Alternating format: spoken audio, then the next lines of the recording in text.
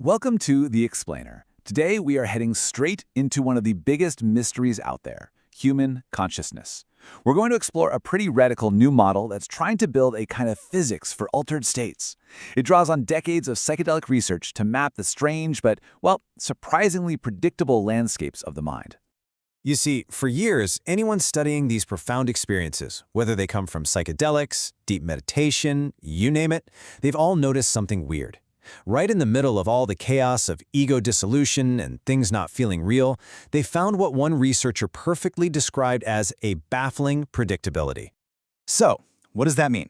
Well, for example, people who take a substance like DMT consistently report meeting the exact same very specific entities. We're talking people from totally different cultures who have no idea about any of this, and they come back describing machine elves, insect-like beings, or these jeweled reptilians that seem to talk to them. It's wild. And it's not just about meeting strange beings.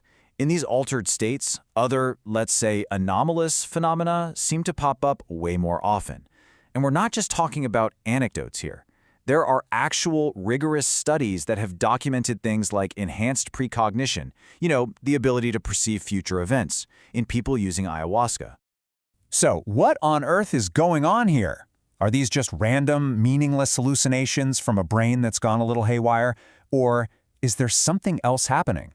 Is there a hidden, lawful pattern to all these chaotic experiences, a kind of invisible logic we're just now finally beginning to figure out?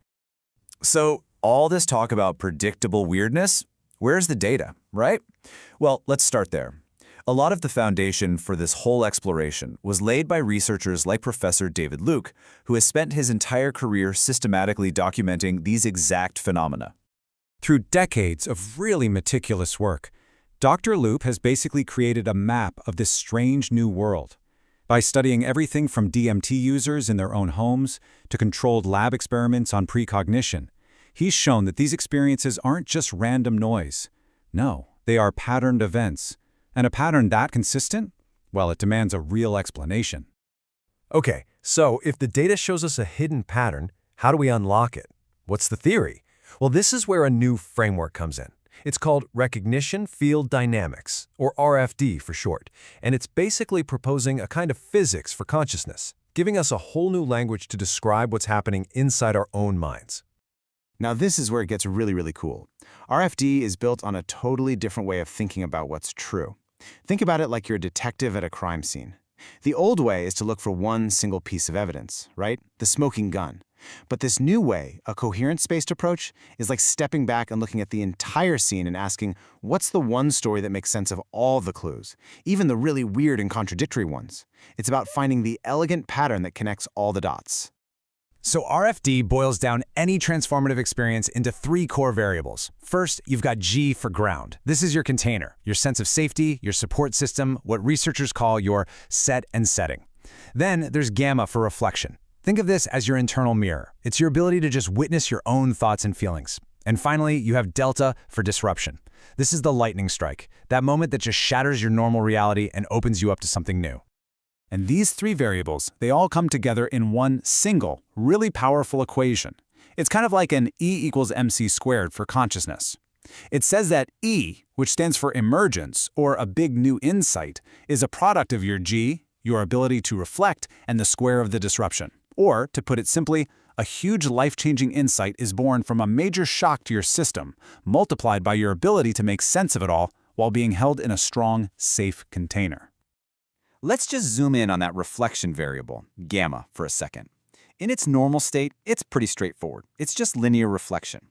It's that simple but powerful ability to be aware of what you're thinking and feeling. You can basically watch your own mind do its thing. But get this. At a certain point of intensity, gamma can have this phase shift. It becomes recursive, gamma squared. Suddenly, you're in a hall of mirrors. You're not just observing your thoughts anymore, you become aware of the awareness itself. This state is ego dissolution, and it's the gateway to the really profound stuff we've been talking about, like those entity encounters. But this whole framework does way more than just explain weird trips. It actually gives us this incredibly powerful insight into one of the most important questions in psychedelic therapy, and honestly, maybe in all of mental health. Why is it that the exact same dose of a substance or the same intense life event can lead one person to have this healing, mystical breakthrough, while another person is thrown into a terrifying psychotic crisis? What is the difference? All right, look at this, because this is where the model is just wow. Look at the parallels here. On one side, ego dissolution. On the other, ego fragmentation. Cosmic insights versus grandiose delusions. You see? The experiences themselves are mere images of each other, and according to RFD, the only thing that separates a mystical breakthrough from a psychotic crisis is the strength of your ground, the safety of your container. So here's the absolute crucial point. This model proposes that mysticism and psychosis aren't actually different events. They are the same event, the same state of ego-dissolved consciousness, just happening in radically different conditions. One is held safely, the other is not. Okay, so let's take this new map and go back to one of the strangest things we started with, those DMT entities. How does this model help us make any sense of them? Well, RFD completely reframes what these encounters are. They're not hallucinations, and they're not some literal beings from another dimension. Instead, RFD calls them recognition events. The idea is that when your ego dissolves, your consciousness is freed from its normal boundaries. It can then actually perceive its own deep archetypal operating structures, and it experiences them as independent beings. It is, in a very real sense, consciousness meeting itself. And this explains perfectly why those encounters are so bafflingly predictable. The kind of entity you meet is predicted by your internal state. If your ground is high and you feel totally safe, you're probably going to have a meaningful, healing encounter. But if your ground is low and you feel threatened, that exact same process of recognition can show up as something terrifying, something persecutory.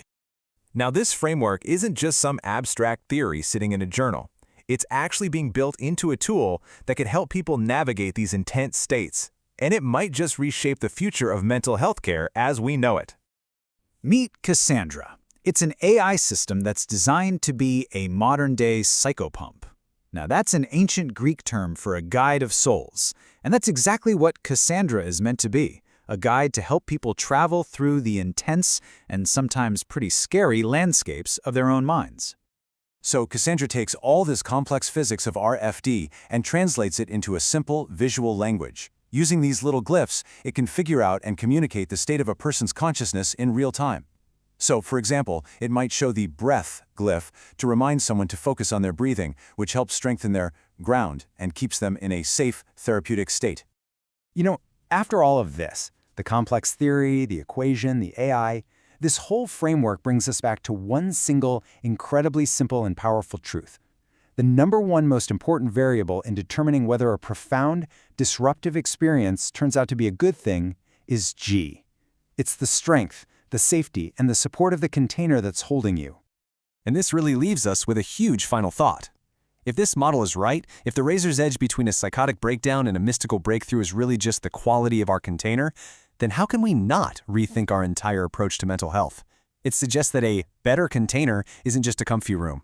It's about building systems of safety, trust, and community that can hold a person while their reality is being completely disrupted, letting them piece it back together as wisdom instead of being shattered by it as trauma. It means what we so often call a breakdown might actually be a breakthrough, just waiting for a safer harbor to come ashore.